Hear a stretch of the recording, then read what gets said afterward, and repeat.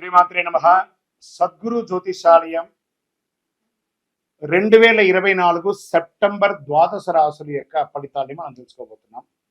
ఈ నెల గ్రహాల యొక్క కదలిక ఎలా ఉంది అంటే, సెప్టెంబర్ నెలలో రవి, బుధుడు, శుక్ర గ్రహాలు రాశులు మారడం జరుగుతుంది. రవి కన్యా రాశిలోను, బుధుడు సింహరాశిలోను, శుక్రుడు తులారాశిలోను సంచారం ప్రారంభించేస్తున్నారు. దీని ద్వారా ద్వాదశ రాశులకి ఎలా ఉండబోతుందో ఒక్కొక్క రాశిగా మనం విశ్లేషించుకుందాం. జ్యోతిష్ శాస్త్రరీత్యా ద్వాదశ రాశుల్లో 12వ రాశి అయినటువంటి మీనరాశి మిత్రులారా, మీరు పూర్వాభాద్ర నక్షత్రం 4వ పాదం, ఉత్తరాభాద్ర నక్షత్రం 1, 2, 3, 4 పాదములు, రేవతి నక్షత్రం 1, 2, 3, 4 పాదాలకు జన్మించిన మీరు మీనరాశి వారిగా పరిగణించబడుతున్నారు. ఈ సెప్టెంబర్ నెల మీకు శుభాశుభ ఫలితాలు ఎలా ఉన్నాయంటే, ఏళ్నాటి శని 7.5 జరుగుతుంది. శని 12వ స్థానంలో సంచరిస్తూ మీనరాశి వారి నెల మొత్తం కొన్ని విషయాల్లో జాగ్రత్తగా ఉండాలి. గ్రహ సంచారం అనుకూలంగా లేనందున మిశ్రమ ఫలితాలు ఇస్తుంది. అవకాశాలు మరియు సవాళ్లు మిశ్రమంగా ఉంటుంది.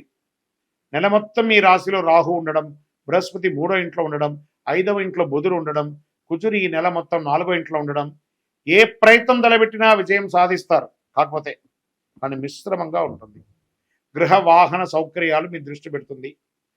వ్యాపారాల్లో మీ ఆలోచన ఫలించి అద్భుతంగా ఉంటుంది. మాస ద్వితీయంలో జాగ్రత్త. డాక్టర్లు, లాయర్లు తదితర వృత్తి నిపుణులకి డిమాండ్ పెరుగుతుంది. మీ స్నేహం దెబ్బతినే అవకాశం ఉంటుంది. స్నేహితులతో మాట్లాడేటప్పుడు జాగ్రత్త. ఆఫీసులో సహ ఉద్యోగులతో పదోన్నతి, జీతాల పెంపు వంటి ప్రయోజనాలలో కాస్త జాప్యం. కానీ మాస ద్వితీయంలో అధికారుల నుంచి ప్రశంసలు పొందుతారు. వ్యాపారంలో ఆశించిన లాభాలు పొందుతారు. శత్రువుల వల్ల కాస్త సమస్యలు వచ్చే అవకాశాలు ఉన్నాయి. కొత్త వ్యాపారాలు ఏదైనా మీరు మొదలు పెట్టుంటే అది విజయవంతంగా ఉంటుంది. మీ యొక్క వ్యాపారాన్ని విస్తరింపజేసే అవకాశాలు గట్టిగా ఉన్నాయి. కుటుంబంలో సంతోషం మిశ్రమంగా ఉంటుంది. కాస్త బాగుంటారు, అప్పుడు కొంచెం డిస్టర్బెన్స్గా ఉంటుంది. సమాజంలో గౌరవ మర్యాదలు మాత్రం చాలా పెరుగుతుంది. బంధువులు, స్నేహితులు ఎంతో సహకరిస్తారు. మాస ద్వితీయంలో భార్యాభర్తల మధ్య అన్యోన్యత పెరుగుతుంది. నెలాఖరులో చిన్న చిన్న అభిప్రాయాలు రావచ్చు, కానీ ఏమి ప్రభావం ఉండదు. వివాహం మరియు సంతానం లేని వారికి వివాహ యోగం, సంతాన యోగం, శుభకార్యాలు లాంటి సంకల్పించే అవకాశాలు ఉన్నాయి. మాసాంతరంలో బంధువులతో చిన్న చిన్న సమస్యలు వచ్చే అవకాశాలు ఉన్నందున ఓపిక పట్టండి. ఆరోగ్యం పట్ల ప్రత్యేకించి స్త్రీలు జాగ్రత్తగా ఉండాలి. నూతన వస్త్రాభరణాలు కొనేవాళ్ళు కొంచెం మంచి నాణ్యమైనటువంటి స్థలాలకు వెళ్ళి కొనండి. మాస చివరి భాగంలో శత్రువుల వల్ల సమస్యలు, అప్పుల బాధలు తలెత్తవచ్చు. ఇతర రాష్ట్రం, ఇతర దేశాలకు వెళ్ళే అవకాశాలు ఉంటాయి. కోర్టు వ్యవహారాలు కాస్త జాప్యమయ్యే అవకాశాలు ఉన్నాయి. ఆధ్యాత్మిక పట్ల ఉత్సాహం పెరుగుతుంది. విద్యార్థులకి ఈ మాసం 15వ తారీఖు వరకు బాగుంటే 15 తర్వాత కాస్త మిశ్రమంగా ఉంది. ఆరోగ్యపరంగా జాగ్రత్తగా ఉండాలి. రాజకీయ నాయకులకి మిశ్రమం. దస్తావేజులు జాగ్రత్త అండి. మీ యొక్క డాక్యుమెంట్స్ ఏమైనా ఉంటే జాగ్రత్త. షేర్ మార్కెట్ మిశ్రమం. మీడియా రంగం వారికి ఈ నెల చాలా బాగుంది. కళాకారులకి బాగుంది.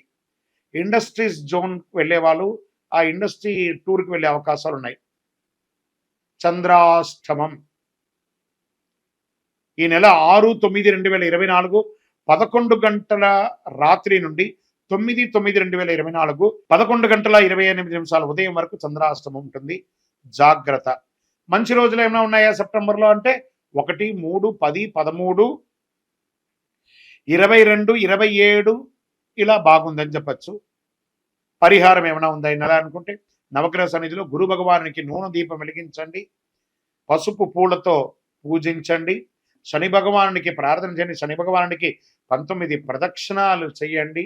దక్షిణామూర్తి శ్లోకం చేయండి. మీ వయసు ఎంత ఉందో అన్ని దీపాలు వెలిగించండి. కరుంగాళి మాల ధరించండి.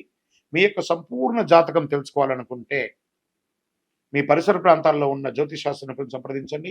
లేదా మా ద్వారానే తెలుసుకోవాలనుకున్నారా, కింది నెంబర్కి మీ date of birth, time of birth, place of birth WhatsApp చేయండి.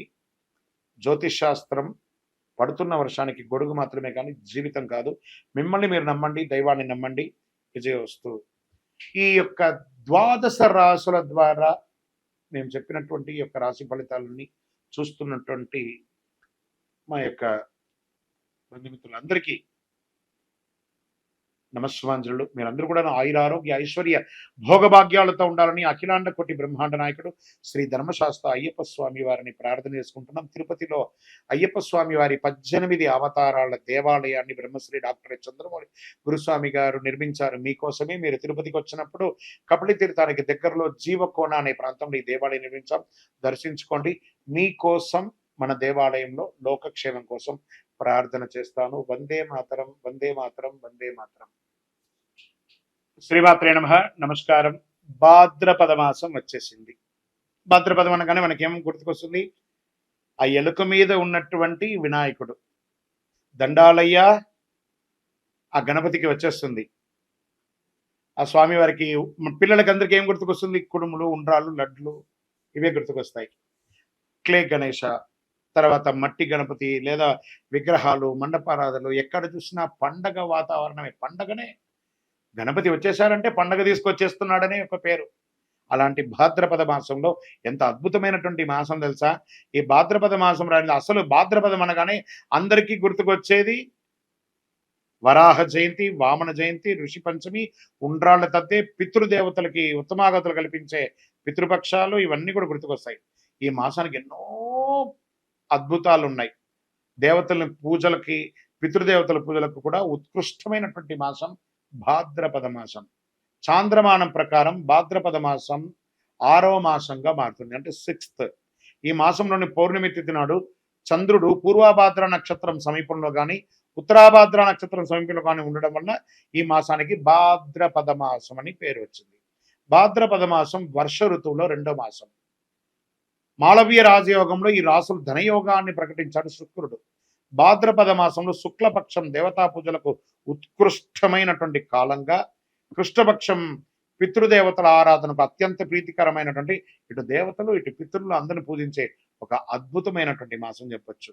దుష్ట శిక్షణ, శిష్టరక్షణ కొరకు శ్రీ మహావిష్ణువు దశావతారాలు ధరించినట్టు అందరికీ తెలిసిన విషయమే. అందులో అట్టి దశావతారంలో 3వ అవతారమైనటువంటి వరాహ అవతారాన్ని శ్రీమన్నారాయణుడు భాద్రపద మాసంలో దుష్ట శిక్షణ కోసం తీసుకొచ్చారు. ఇంత అద్భుతమైనటువంటి మాసం. పితృలు అంటే తల్లిదండ్రులు మాత్రమే కాదండి, వారి పితృలు మనకి ఎంతో కాలం నుంచి వచ్చినట్టు తాత ముత్తాతలు, వాళ్ళందరూ కూడా పితృలే అనమాట. 15 రోజులు శుభ కార్యక్రమాలు, పండగలు, పబ్బాలు, ఆర్భాటం. దాని తర్వాత మహాలయ పక్షం, పితృలు, ఇవన్నీ చేస్తున్నాను చూస్తారా. అందుకే ఈ యొక్క భాద్రపద మాసానికి చాలా ఉన్నతమైనటువంటి ఒక పేరుంది. ఈ నెలలో ముహూర్తాలు ఉండవు, కానీ పూజలు ఉంటాయి.